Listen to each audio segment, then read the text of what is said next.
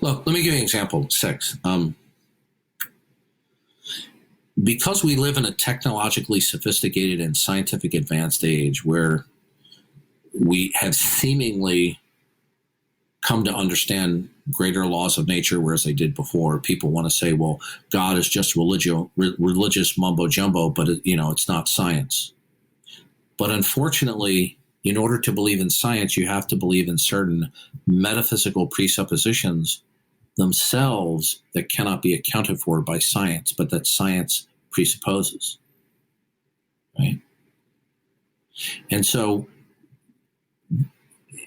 everybody believes, whether they realize it or not, that there's an absolute. There's something that's ultimate. Right? Yeah. And if they didn't, then they would be surprised when they wake up and say, wow, stuff is here. How come there's continuity? Right? So everybody believes that there's something absolute. Now, most people do not consciously think about this. But if you take the guy who's drinking his coffee at the National Academy of Scientists, along with some spear-chucking aboriginal somewhere around the world in some isolated people group, both of these people believe that there's something ultimate and absolute. Right? And that there are dependency states. Now, either that ultimacy or absolute will be personal or impersonal. And we have to decide which one we are going to believe in and why. Now, when atheists come along and say, well, I don't have a good reason to believe that, they're blowing smoke, right? It's because it's not just that they're arbitrarily adopting that the absolute is impersonal rather than personal. It's because when they say that they require good reasons to believe that the absolute is personal, they're believing in the impersonal absolute. What's the reason for that? Do you know that I have asked literally hundreds and hundreds of atheists, what is the impersonal absolute in your system, and what is your good reason for it? Do you know that 99.9% of the time, I don't get answers? Whoa. I just get obfuscation and people trying to misdirect. On rare occasions, they'll say, quantum energy at a quantum level. I'll occasionally get that. I say, good. And how did you determine that that's self-existent and non-dependent? You see, they don't have an answer to that. And they want to say, oh, well, you believe in religion, but I believe in science. No, everybody operates from religion. Everybody is operating that something is ultimate and absolute and provides for all dependency states that are non-absolute. Everybody, including the atheist. And the core of religion is where we align our mental states and our behavior, with that which is ultimate, and things that are derivative or dependent upon the ultimate. So that makes the atheist a perpetuator of religion every much as the Hindu, the Buddhist, the Muslim, the Jew, and the Christian. But you see, they want to bifurcate themselves where we have the people who believe in religion and superstition and these people who believe in science. Well, that's simply ridiculous. How do you scientifically determine that there is something that's absolute, that secures laws of nature? How do you do that?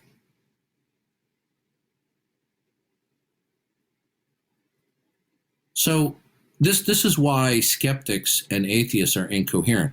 They violate the very principle they claim to invoke, and they're simply not aware of it. And then when you bring it to their attention, they become agitated and they realize, I'm either going to have to sit back, be quiet, and swallow this, or I'm going to have to start, implementing plan B, which is to abort the conversation, where the conversation ends in a stalemate by just trying to be argumentative, not answering questions, or trying to segue down something semi-related.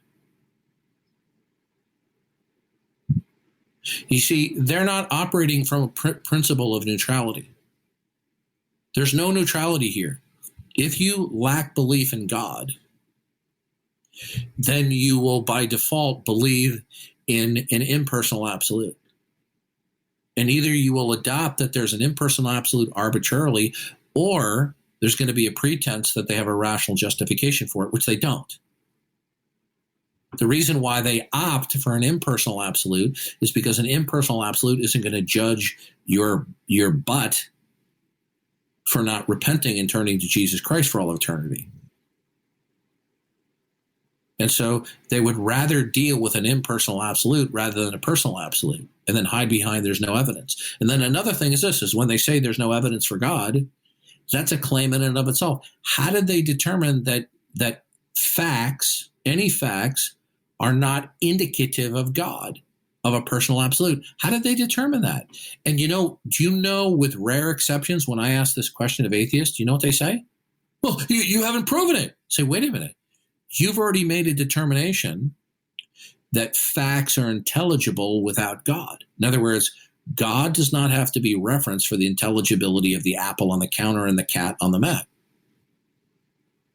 How did you determine that the cat on the mat and the apple on the counter are intelligible without reference to God as a starting point? How did you determine that? And then they repeat the same thing all over again. You haven't proven it. Right. The fact that I haven't satisfied you doesn't support your contention that facts are intelligible without reference to God. Facts are intelligible in reference to something ultimately, and if it's not God, what is it? And then they'll go, well, I don't know. Well, then if you don't know, how can you say that facts can be or are unrelated and intelligible without God?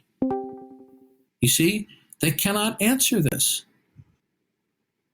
This is why it never fails that atheists and skeptics resort to not just overt but covert obstructionism and trolling in debates.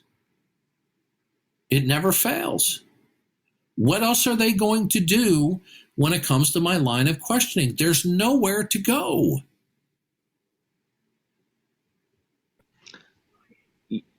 Yes, I understand what. Now, the reason why you should believe in God, and not just any God, the God of the Bible, is that if you do not accept that God has interceded in human history and given revelation of himself historically, then you will have no foundation from which to work from to provide for the intelligibility of any facts. Now, you will think that you can have intelligibility for facts without the God of the Bible because you reason to yourself that you haven't been persuaded that it's revelation from God. But at the same time, when it comes to other facts, you haven't been demonstrated what the ultimate basis of those facts are. So if somebody says, well, I can have intelligibility for an apple on the counter without the God of the Bible and the Christian scripture, say, okay, good. Why is an apple an apple? Why is that meaningful and intelligible?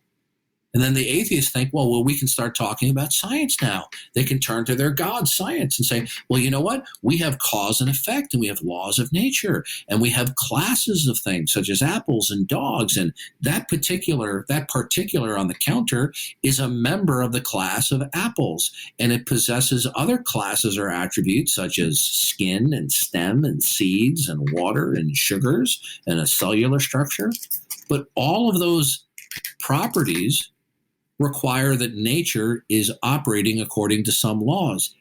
How does the non-God believer account that nature operates according to laws? If they appeal to their experience, they're begging the question, because they're already presupposing laws of nature to even invoke sense perception. But even if we grant that, if they appeal to their sense perception and say, listen, we see all of these consistencies without ever seeing a deviation, and these are being produced by laws of nature, that's begging the question. That's just like saying all swans are white. I've never seen an exception, right? Every time I turn around, when somebody's taking my picture, every time I turn around, the guy behind me is not making funny faces. Does that mean when I'm smiling at the camera, he's not making funny faces? Because every time I turn around, he's not making funny faces. Well, I've never seen an exception to these occurrences, so they've got to be the product of the laws of nature. Really? Why can't they be the product of chance in a massive universe? Because in a massive universe that is incomprehensibly large, there's bound to be coincidences, right? But you see, to believe that nature is governed by laws of nature apart from God communicating to that, well, they would have to believe that by faith, wouldn't they? Did he leave? He left.